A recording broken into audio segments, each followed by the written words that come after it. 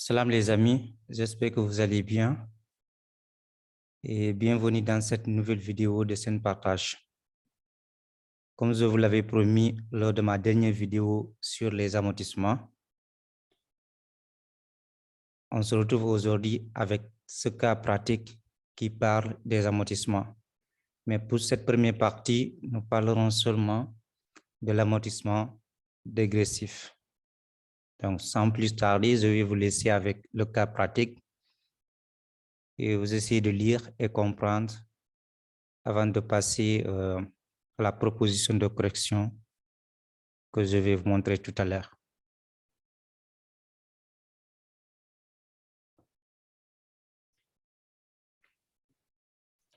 Voilà, on dit que l'entreprise Wells Company a commandé une machine industrielle le 1er 4 2018 d'une valeur de 23 600 000 TTC, dont une TVA de 18%. Le 10-4 2018, elle a versé une avance de 10 millions par chèque numérotant. Le 20-5 2018, elle reçoit la facture en même temps la livraison de la machine que voici. Machine industrielle 23 600, frais d'installation 1 180 000, le montant TTC 24 780 000. Avance, si on déduit l'avance, ça va donner un reliquat de 14 780 000. C'est ce que la société doit à son fournisseur. Voilà.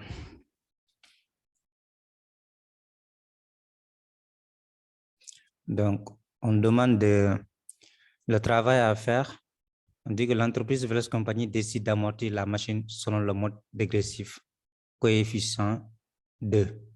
La durée d'utilisation de celle-ci est de 5 ans. Voilà. La première chose à faire, on demande d'enregistrer toutes les écritures concernant l'acquisition de la machine. Deuxième chose à faire, dresser le tableau d'amortissement dégressif. Troisièmement, passer l'écriture de la dotation à la fin du premier exercice d'utilisation de la machine, à savoir le 31/12/2018. Et quatrièmement, on demande de dresser le tableau d'amortissement constant pour la même machine. Et enfin, on demande de passer l'écriture de la dotation à la fin du premier exercice d'utilisation de la machine. Là, je vais juste vous montrer la première méthode de calcul des amortissements dégressifs. Et pour la prochaine vidéo, nous verrons la deuxième méthode. Voilà. C'est quoi l'amortissement dégressif? Comme je vous avais expliqué lors de ma dernière vidéo, l'amortissement dégressif consiste juste à répartir de façon inégale et décroissante la dépréciation d'un bien sur sa durée d'amortissement. C'est ça, c'est juste ça pour l'amortissement dégressif. C'est de façon décroissante qu'on amortit l'immobilisation. Donc, le premier remarque à faire, c'est pas toutes les machines qui peuvent faire l'objet d'un amortissement dégressif. Pour cela, il faut que le bien soit un bien neuf et que la durée d'utilisation soit supérieure ou égale à 5 ans pour qu'on puisse appliquer un amortissement dégressif sur un bien. Et deuxièmement, avec le système dégressif, le début d'amortissement est compté à partir du premier jour du mois d'acquisition. C'est-à-dire, si aujourd'hui nous sommes le 13, si on reçoit un matériel ici, aujourd'hui même, donc la date d'amortissement, la date début d'amortissement de ce bien sur le plan dégressif, on va prendre le 1er janvier. C'est juste ça. Avec le système dégressif, c'est ça. C'est comme ça que ça se passe. Même si vous recevez la machine le 20, le 25, sur le plan d'amortissement dégressif, vous devez juste prendre repère de l'amortissement, c'est-à-dire le premier jour du mois d'acquisition.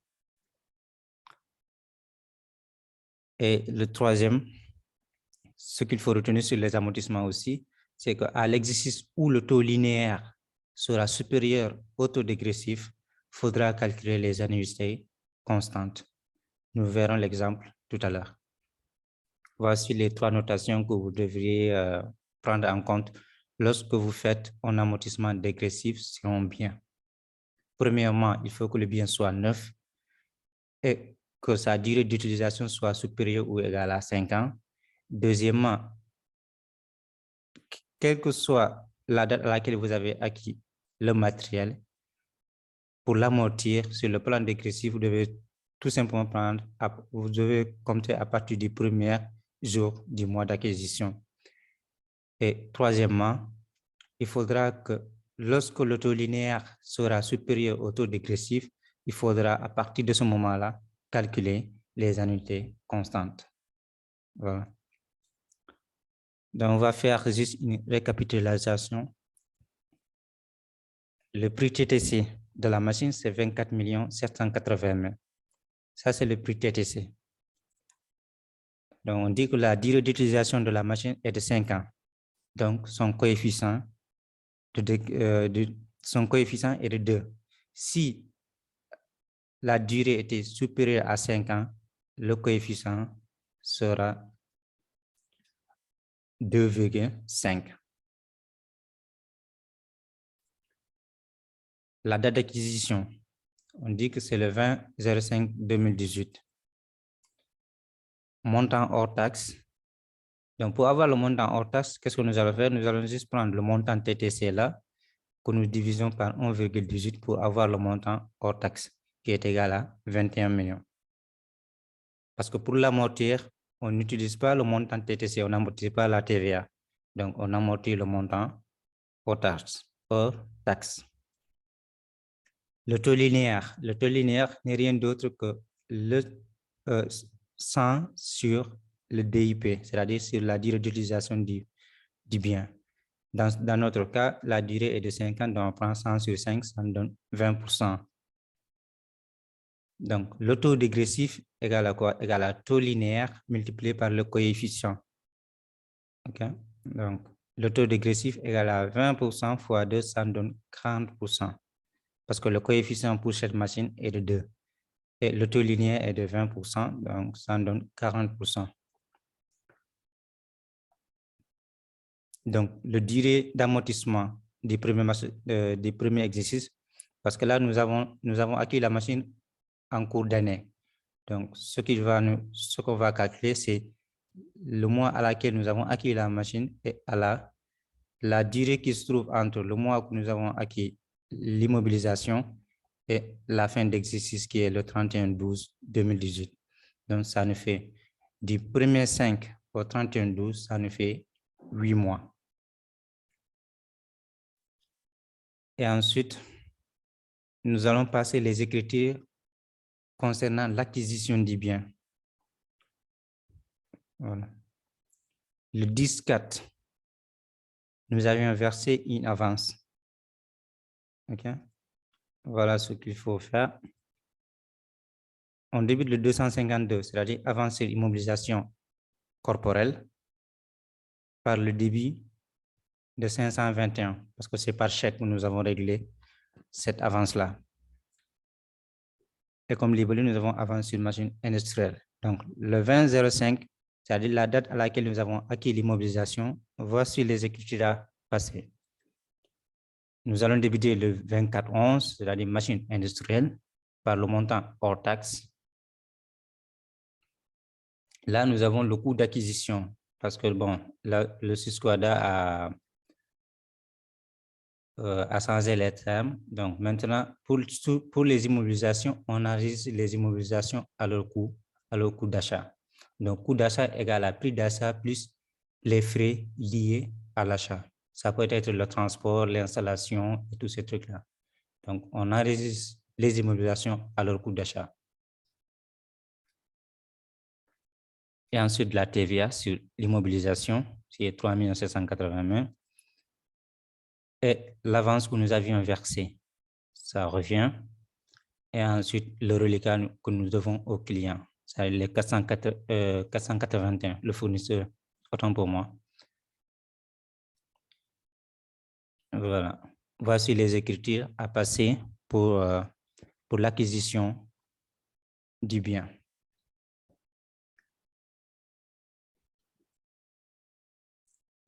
Donc, on va essayer juste de dresser le tableau d'amortissement dégressif. Voici le tableau d'amortissement dégressif. Là, nous avons les années, c'est-à-dire dans lesquelles nous devons amortir le bien, c'est de 5 ans. 1, 2, 3, 4, 5. Nous avons les 5 ans qui sont là. Nous avons le taux dégressif qui est là, les 40%. Nous avons le taux linéaire qui est là. 100 sur 5, ça en donne 20. Vous avez vu, par 4. Bon, comme c'est décroissant, comme c'est de façon dégressive, on commence par le plus haut, c'est-à-dire les 5 ans, 4 ans, 3 ans, 2 ans et les 1 an. Voilà. Le taux aussi, ça revient décroissant, 20, croissant du moins, 20, 25, 30, 50 et 100%. Voilà. Donc, pour la base de calcul, on prend le montant hors taxe, qu'on multiplie par le taux linéaire, multiplié par la durée et qu'on divise par 1200. Parce que là, c'est un mois, c'est 8 mois. Voilà, nous obtenons ça, ainsi de suite, ainsi de suite. Donc, si vous rappelez le dernier nota bene qui nous disait que lorsque le taux linéaire sera supérieur au taux dégressif, c'est à partir de ce moment qu'on commencera à calculer les annuités constantes. Donc, vous avez vu, le taux dégressif est là, est de 40%, alors que le taux linéaire est de 50%. Donc, on sait qu'à partir du 31/12/2021, le taux linéaire est supérieur au taux dégressif. Donc, qu'est-ce qu'on fait? C'est à partir de cette année qu'on va calculer les amortissements et les annuités constantes pour le restant de sa durée. Donc là, il nous reste combien? Il nous reste juste 2 ans. Donc, on prend ce montant-là qu'on divise par 2. Voilà, ça va nous donner ça. Et la même chose ici. Bon, puisqu'il ne reste que seulement cette année, on fait la même chose. Ça nous donne ça. Voilà. Donc, à la fin, nous retrouvons avec un 0, c'est-à-dire que l'immobilisation est complètement amortie au 31/12/2022. Voilà. En quelque sorte, voici comment présenter le tableau d'amortissement dégressif.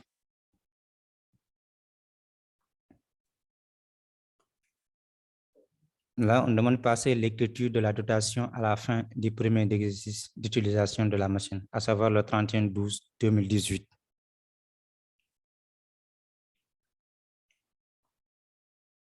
Pour ça, nous aurons le 68/13, dotation aux amortissements des immobilisations corporelles.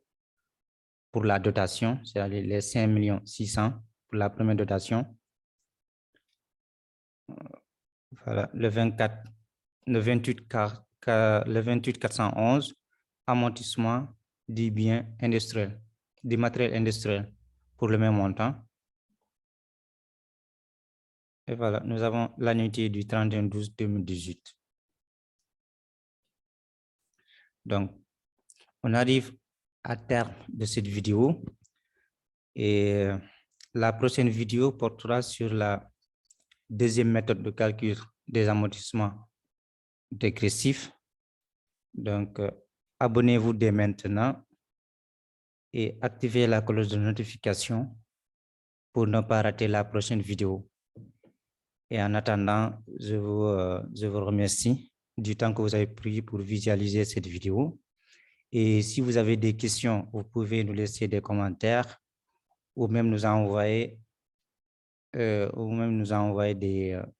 mail sur notre adresse email senpartage221@gmail.com. Et là, je laisserai un lien qui va vous conduire directement au cas pratique. Donc, vous aurez aussi le temps de relire le cas et essayez aussi de voir, selon votre proposition, quelles sont les remarques que vous avez, qu'est-ce qu'on devrait faire, tout cela. Bon, votre avis, comme je l'ai dit au début, votre avis compte aussi.